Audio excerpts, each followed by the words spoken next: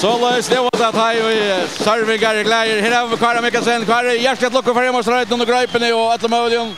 Tack för det. Ja, detta blev inte några 5-sättar i Hesver. Det är ovant att det skulle bli så lätt avgjort nästan. Ja, det må man säga då. Så kommer Helga Gustafsson ner och hänger en guldbaruck på att och nu rycker det ordentligt väl. Det har spalt världens största och bara 5-sättar så. Man kan vänta det vi värre. Det är fantastiskt. Vi där lägger spelare sport där resa sig upp i det och det som gör månen.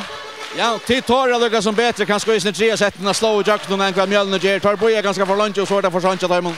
Ja. Ja, jag ser Kári Mikkelsen. Han spelar helt fantastiskt. Han vinner alla bollar. Det är otroligt. Ja, kvätter skulle nu göra vidare. Nu skulle det väl fira det. SC baller kvällt och allt det där. Ja, nu är det. Vi får ett hotell här kvällt. SC köper vi en stor SC-varsel. Vi har låst kvar nice nu så. Det har vi stått.